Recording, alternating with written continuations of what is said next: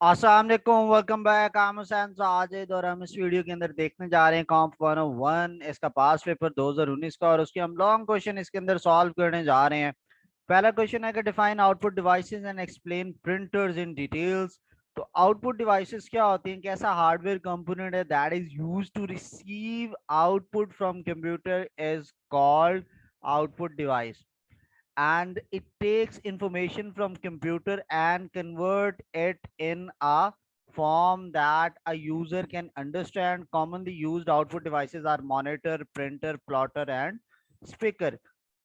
ये एक ऐसा हार्डवेयर कंपोनेंट है जो कि कंप्यूटर से आउटपुट लेता है और उसको जो डिस्प्ले करवाता है वो एक आउटपुट डिवाइस के जरिए करवाता है। ठीक है, जिस डिवाइस के ऊपर ये शो होता है उसको हम आउटपुट डिवाइस कहते हैं। और ये जो इंफॉर्मेशन है ये कंप्यूटर से रिसीव करने के बाद इस फॉर्मेट में कन्वर्ट करता है जो यूजर के लिए अंडरस्टैंडेबल हो। मॉनिटर है तो वो डिस्प्ले करवाएगा, प्रिंटर है तो पेपर पे दिखाएगा, प्लॉटर है ये भी पेपर या चीजों पे, बड़े वाली चीजों पे प्रिंट करता है चीजों को, और जो आपके पास स्पीकर है ये आपको ऑडियो सुनाते हैं।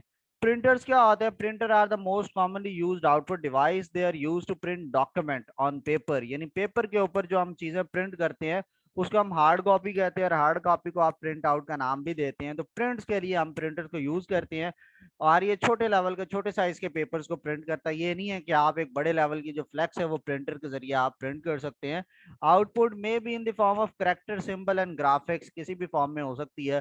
प्रिंटर जो है वो पैरेलल पोर्ट या यूएसबी पोर्ट के जरिए आपके सिस्टम यूनिट के साथ केबल के थ्रू कनेक्ट किया जाता है। इसकी दो मेन टाइप्स होती है, impact printer, non impact printer. फिर आगे उनकी डिटेल में टाइप्स होती हैं। इम्पैक्ट प्रिंटर की होती है dot matrix, daisy wheel, line printer. Non impact की होती है laser, inkjet and thermal printer. आपको अगर ये क्वेश्चन आता है तो ये डायग्राम बना दीजिएगा, अच्छा है। और हम जस्ट इसकी दो मेन टाइप्स को डिस्क्राइब करेंगे, इतना डीपली ना उसने पूछा है ना हम जाएंगे। इम्पैक्ट प्रिंटर जो होता है वो टाइपराइटर की तरह काम करता है।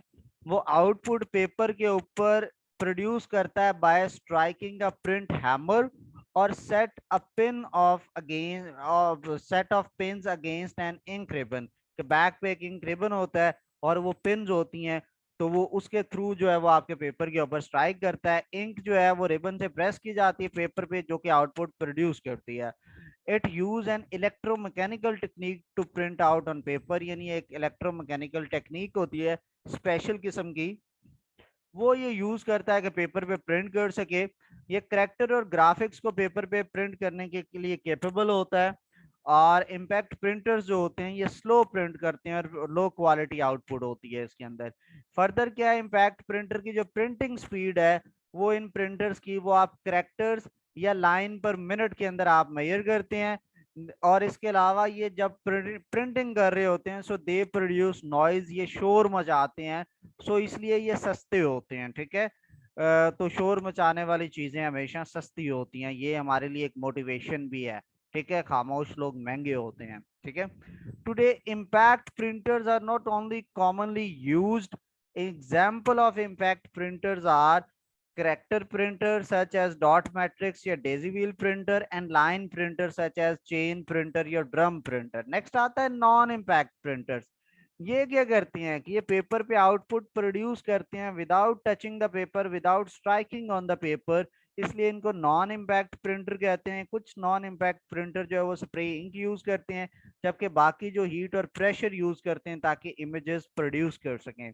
नॉन इम्पैक्ट प्रिंटर जो है ये electrostatic, inkjet, laser and thermal technologies को यूज करते हैं for printing. Non impact printer जो होते हैं ये फास्टर होते हैं और हाई क्वालिटी आउटपुट प्रोड्यूस करते हैं as compare to impact printers, और ये किसी किस्म का शोर नहीं मचाते जब ये प्रिंटिंग कर रहे होते हैं। These printers are costly than impact printers. Examples of non impact printers are laser printer, inkjet and thermal printer and photo printer. ठीक है, नेक्स्ट क्वेश्चन आता है एक्सेल फॉर्मूला को लिखें with the help of an example. So हम चलते हैं। इसके अलावा अगर आपने अभी तक मेरा यूट्यूब चैनल सब्सक्राइब नहीं किया तो youtube.com ओपन कीजिए और चैनल को जल्दी से सब्सक्राइब कीजिए। आपकी कोई भी क्यूरी हो तो ये यहाँ पे साथ साथ हमारे एक व्हाट्सएप नंबर चल रहा है, इस पर आप मुझे मैसेज कर सकते हैं, कोई भी आपका क्वेश्चन है। हर क्लास का मैं एक व्हाट्सएप ग्रुप बनाता हूँ, आपके कोई भी क्वेश्चन है तो आप अपनी क्लास के साथ मेरा एक व्हाट्सएप ग्रुप बना लीजिए उसमें मैं ऐड हो जाऊंगा। आपकी कोई भी क्वेश्चंस होंगे तो आप उसमें मेरे से पूछ सकते हैं। अगले 4 सेमेस्टर आपका हर सेमेस्टर में कंप्यूटर होगा, तो आप मेरे साथ अगर अटैच रहते हैं तो हर सेमेस्टर में आपके जो कंप्यूटर के सब्जेक्ट्स है उसमें आपकी हेल्प आउट करता रहूंगा। इसके अलावा अगर आप इंस्टाग्राम यूजर हैं तो हुसैन साजिद ऑफिशियल का मेरा पेज है, इसको फॉलो कीजिए। आपका कोई भी क्वेश्चन हो तो आप यहाँ पे मेरे से पूछ सकते हैं। इसके अलावा same user name Hussain Sajid official के साथ फेसबुक पेज है, इसको भी फॉलो कीजिए, लाइक कीजिए। Going back towards the topic, formula क्या होता है? एक जनरल एक्सप्रेशन होता है जो कि वैल्यूज को ऑपरेट करता है इन रेंज ऑफ सेल्स, और जो फॉर्मूला हमें एक रिजल्ट देता है, चाहे वो एरर क्यों ना हो, गलत रिजल्ट ही क्यों ना हो। और जो फॉर्मूलाज होते हैं वो आपको डिफरेंट तरह की कैलकुलेशंस परफॉर्म करने में हेल्प आउट करते हैं। इफ का फॉर्मूला की बात करते हैं, आप लिखते हैं इक्वल, फिर इफ का साइन, उसके बाद आप एक लॉजिकल टेस्ट लिखते हैं कि एक्सप्रेशन लिखते हैं लाइक नेम इज दिस या age is greater than 10, marks are less than 50।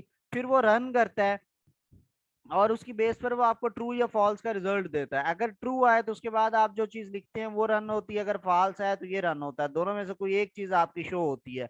इस फंक्शन के अंदर ये क्या होता है? आपका logical test, this is condition to be tested and evaluated as either true or false. तो ये आपको इसी तरह याद कर लीजिएगा, पेपर की क्वेश्चन की लेंथ बन जाती है तो आपको काफी ज्यादा उसके अंदर मार्क्स मिल सकते हैं।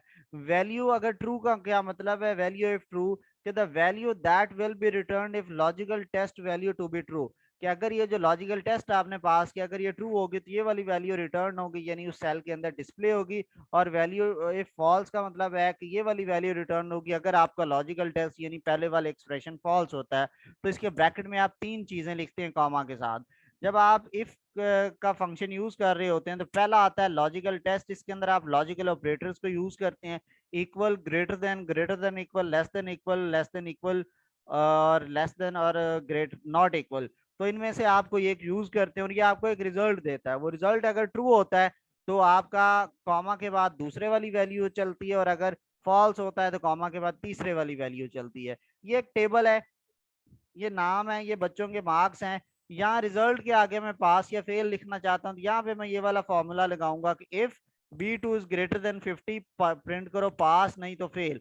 तो वो करेगा क्या? इस मार्क्स को देखेगा, अगर ये ग्रेटर देन 50 है और ये देखें ये कॉलम बी है और रो नंबर 2 है, वो इसको चेक करेगा और वो देखेगा कि अगर तो ये मार्क्स ग्रेटर देन 50 है, इधर पास प्रिंट कर देगा। अगली लाइन में इधर जाएंगे तो यहाँ पे C2 चलेगा, क्योंकि ये C2 में मार्क्स हैं और ये ग्रेटर देन 50 नहीं है तो ये फॉल्स होगा। तो तीसरे नंबर पे जो कि आपने यहाँ पे लिखा हुआ है फेल, तो वहां पे फेल प्रिंट होगा। ये मैं आपको चला के भी दिखा देता हूँ। ये मेरे पास एक एक्सेल की शीट है, यहाँ पर आप देखें तो ये अली है और ये उसके मार्क्स हैं। यहाँ पे मैं इक्वल प्रेस करता हूँ तो ये देखें आप यहाँ पे एक फॉर्मूला देख सकते हैं। मैं इसको आपको जो है ये कॉपी करके नोट पैड के अंदर आपको दिखा देता हूँ ताकि आपको ये जूम के साथ चीज नजर आ जाए। ठीक है, ये आपके पास फॉर्मूला है। ये स्क्रीन पे आपको B2 के लिए नजर आ रहा है, पास या फेल, लेकिन उसने खाली पास इधर क्या चलाया है? उसने यहाँ पे पास चलाया है। क्यों पास है? क्योंकि ये 50 से ज्यादा है। यहाँ पे भी पास है, ये 50 से ज्यादा है। ये 34 है तो इस पे फेल आया, ये थर्ड वाली वैल्यू क्यों आई है? क्योंकि ये 50 से नीचे है। ठीक है, और ये भी 50 से नीचे है, ये भी 50 से नीचे है। तो जो 50, ये 50 से ऊपर है इसलिए यहाँ पे पास आया। तो ये हमारे पास जो है वो लॉन्ग क्वेश्चन इसका था। इसके अलावा इसके अंदर एक और चीज पूछी गई है कि माइक्रोसॉफ्ट ऑफिस के वर्ड के कुछ फीचर्स। तो यहाँ पे आप देख सकते हैं ये फॉन्ट स्टाइल है, ये फीचर है। ठीक है, ये फॉन्ट साइज है, ये फीचर है। इनको हम क्यों यूज करते हैं? ये फॉन्ट्स वगैरह ये हम यूज करते हैं मुख्तलिफ अंदाज में हम लिख सकते हैं। ये फीचर का नेम है फॉन्ट स्टाइल और इसका यूज किया है कि हम अपने टेक्स्ट को मुख्तलिफ फॉर्मेट्स के अंदर लिख सकें। ठीक है, और दूसरा फीचर आप ले लेंगे इसके अंदर जाके हेडर और फुटर आप ऐड करते हैं।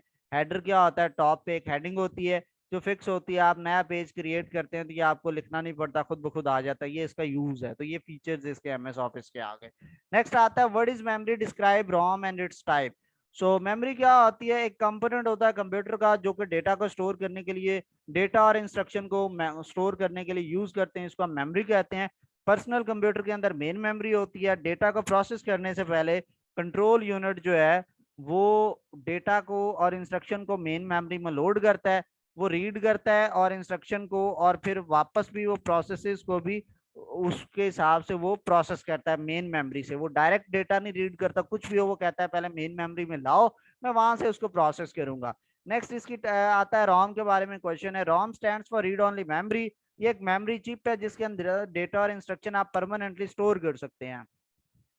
ये नॉन वोलेटाइल मेमोरी होती है। इसका मतलब है कि अगर आपका कंप्यूटर बंद हो जाता है तो डेटा आपका डिलीट नहीं होता। डेटा और इंस्ट्रक्शंस जो होते हैं वो रोम के ऊपर स्टोर होते हैं, और चिप जो है उसको आप मॉडिफाई नहीं कर सकते रोम की, एक बार उसमें लिखा गया कुछ। और डेटा और इंस्ट्रक्शन जो है रोम के अंदर वो सिर्फ रीड ओनली होते हैं, और दैट्स वाई इसको हम रीड ओनली मेमोरी कहते हैं। और अब जो है however in some type of ROM chips data and instruction can be erased and reprogrammed. अब एडवांस लेवल इतना हो गया है कि अब आप रोम के अंदर डेटा को इरेज या रीप्रोग्राम कर सकते हैं। इसकी 3 टाइप होती है, पी रोम, ईपी रोम, ईईपी रोम। पी रोम होता है programmable read only memory. Electronic जो है वो read only memory, programmable read only memory. Erasable electronic read on programmable read only memory. पहला जो है P ROM stands for programmable read only memory. ये एक इनिशियली जो है ये रोम ब्लैंक होती है। जो यूजर या मैन्युफैक्चरर जो इस चिप को बनाने वाला होता है वो इसमें डेटा या प्रोग्राम लिख देता है यूजिंग स्पेशल डिवाइसेस। लेकिन एक दफा आपने इसके अंदर डेटा लिख दिया, अब आप रोम की चिप से उसको चेंज नहीं कर सकते। अगर डेटा लिखते हुए रोम की चिप में किसी किस्म का एरर आ जाता है, आप उस एरर को रिमूव नहीं कर सकते और वो चिप जो है वो अनयूजेबल है। तो ये इसका नुकसान भी है programmable read only memory chip का। नेक्स्ट आती है E P ROM, erasable programmable read only memory. ये जो है ये इनिशियली ब्लैंक होती है, मैन्युफैक्चरर इसके अंदर डिवाइसेस के थ्रू लिखता है। इसके अंदर जो डेटा लिखा है, अगर आपका कोई एरर आ गया है तो आप उस डेटा को रिमूव कर सकते हैं by special devices and ultra violet rays, लेकिन आप उसको चेंज नहीं कर सकते। पूरे की पूरा आप उसको डिलीट करते हैं और दोबारा से उसमें डेटा लिखा जाता है। सो प्रोग्राम और data written on EP ROM can be changed and new data can be added. EPROMs are generally used in devices which information and program are repeatedly change, update किया जाता है बार बार। तीसरा आता है double EP ROM, electrically erasable programmable read only memory. ये ROM की chip है जिसके अंदर डेटा आप राइट भी कर सकते हैं, चेंज भी कर सकते हैं, इंस्ट्रक्शंस को भी, इंफॉर्मेशन को भी, with the help of electrical devices. So data इसके अंदर मॉडिफाई करना सबसे ज्यादा आसान होता है। तो ये हमारा था लॉन्ग क्वेश्चंस 2019 के। ये साइड पे आपको एक नंबर आ रहा है, आपको कोई भी क्वेश्चन हो तो इस पर पूछ सकते हैं आप। अपना ढेर सारा ख्याल रखिएगा। अगली वीडियो में फिर आपसे मुलाकात होगी, तब तक अल्लाह हाफिज।